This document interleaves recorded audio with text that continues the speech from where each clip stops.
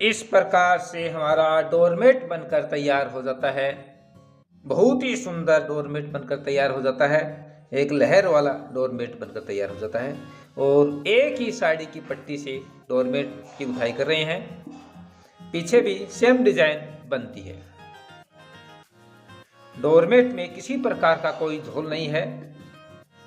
काफी लोगों का कमेंट आता है, सर हमारे से टोपी का आकार बन जाता है।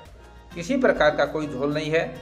इस प्रकार से इसको फोल्ड करके देखते हैं तो हमें यह पता चल जाता है कि डोरमेट में किसी प्रकार का कोई झोल नहीं है।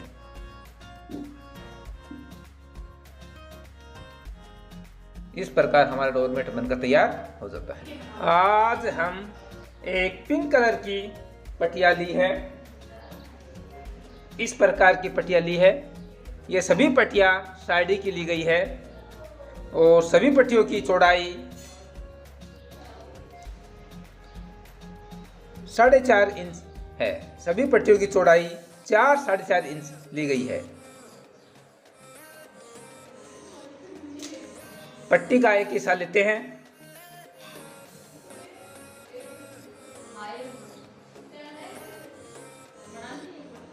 और 2 उंगलियों पर 2 राउंड लगा देते हैं। दूसरे हिस्से पर एक सेफ्टी पिन अटैच कर देते हैं और सेफ्टी पिन की सहायता से 2 उंगलियों पर नोट्स लगाते हुए एक रिंग की गुथाई कर रहे हैं वीडियो रिकॉर्डिंग के अनुसार।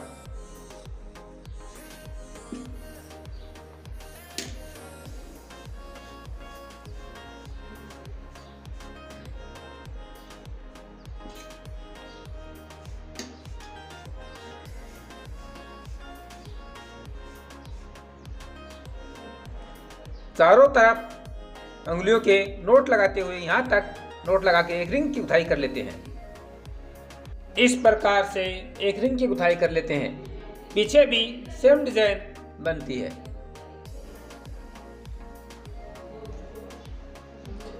इसको लूप बोलते हैं, इसको फंदे भी बोलते हैं। इसके अंदर के ही साड़ी की पट्टियां निकालते हैं डोरमेट बनाने के लिए। एक ही पट्टी द्वारा पूरे डोरमेट में एक ही पट्टी द्वारा डोरमेट की गुथाई करेंगे।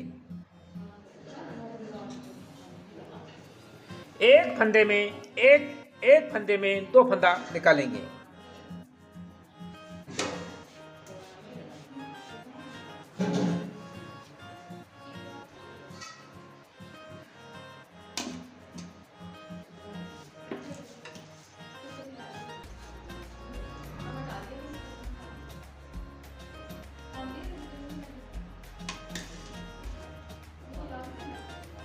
अगले फंदे में एक फंदे में 2 फंदा निकालेंगे।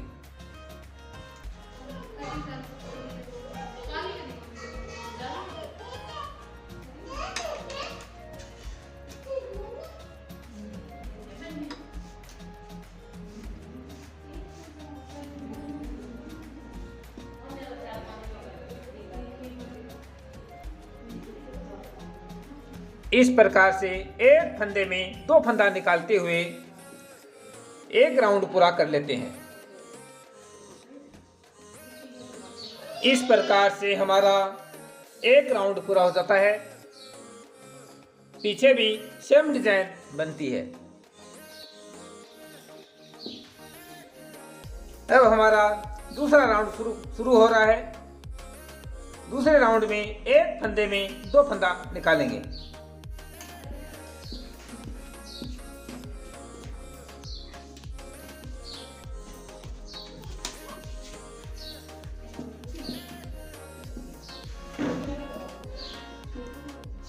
नेक्स्ट फंदे में एक फंदे में 2 फंदा निकालेंगे।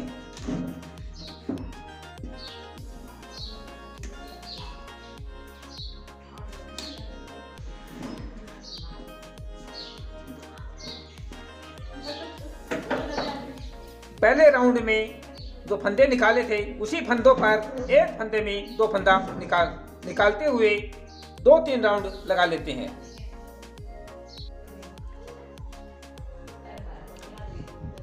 इस प्रकार से एक फंदे में 2 फंदा निकालते हुए 3 राउंड लगा चुके हैं। 3 राउंड लगाने के बाद में फंदों का आकार बढ़ चुका है। जब फंदों का आकार बढ़ जाता है तो उस राउंड में गैप वाले स्थान पर एक फंदे में 2 फंदा और निकालेंगे। अब एक गैप वाला बना हुआ गैप बीच में, इसमें एक फंदे में 2 फंदा निकालेंगे।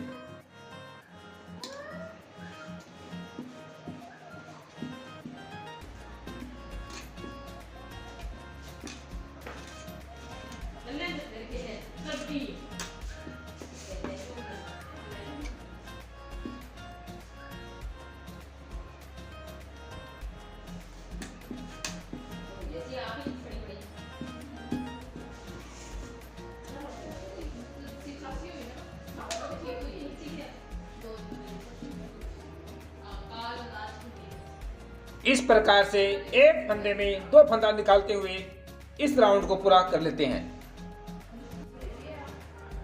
इस प्रकार से 7 राउंड लगा चुके हैं। इस प्रकार से 7 राउंड लगा चुके हैं। इस प्रकार से एक फंदे में 2 फंदा निकालते हुए 7 राउंड लगा चुके हैं। पहले इस राउंड में एक फंदे में 2 फंदा निकाले थे।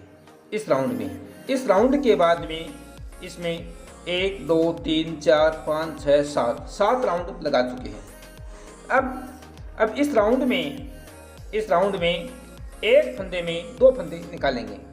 बीच में जो गैप वाला स्थान है उस गैप वाले स्थान पर भी एक फंदे में 2 फंदा निकालेंगे और इस पे तो निकालने ही है, एक फंदे में 2 फंदा निकालते हैं।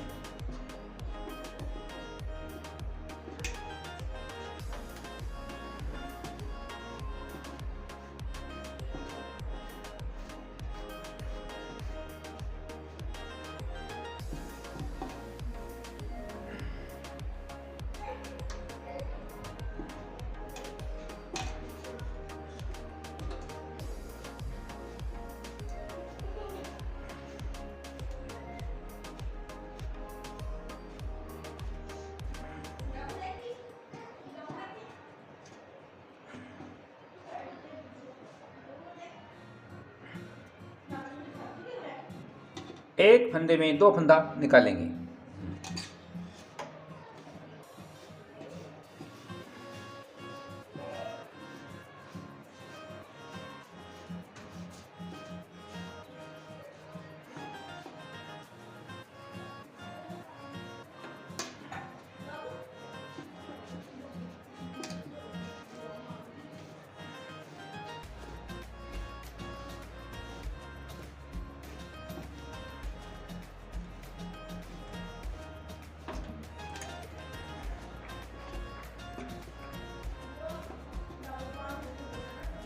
इस प्रकार से एक फंदे में 2 फंदा निकालते हुए इस राउंड को पूरा कर लेते हैं। इस प्रकार से इस राउंड में एक फंदे में 2 फंदा निकालते हुए ये राउंड को पूरा कर लेते हैं। पीछे भी सेम डिजाइन बनती है। डोरमेट में किसी प्रकार का कोई झोल नहीं है, किसी प्रकार का कोई झोल नहीं है। और अब फंदों का आकार आधा हो चुका है। इस राउंड में फंदों का आकार आधा हो चुका है। पहले फंदों का आकार बढ़ रहा था, अब फंदों का आकार आधा हो चुका है। अब डोरमेट में किसी प्रकार की कोई झोल पड़ने की संभावना नहीं है। अब इस राउंड में आगे के राउंड में एक फंदे में 2 फंदा निकालेंगे।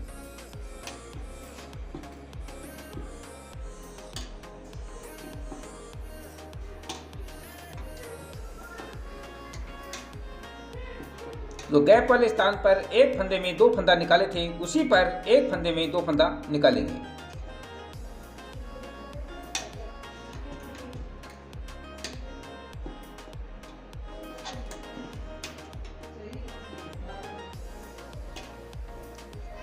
अगले जो फंदे निकालते आए हैं उसी फंदों पर एक फंदे में 2 फंदा निकालेंगे।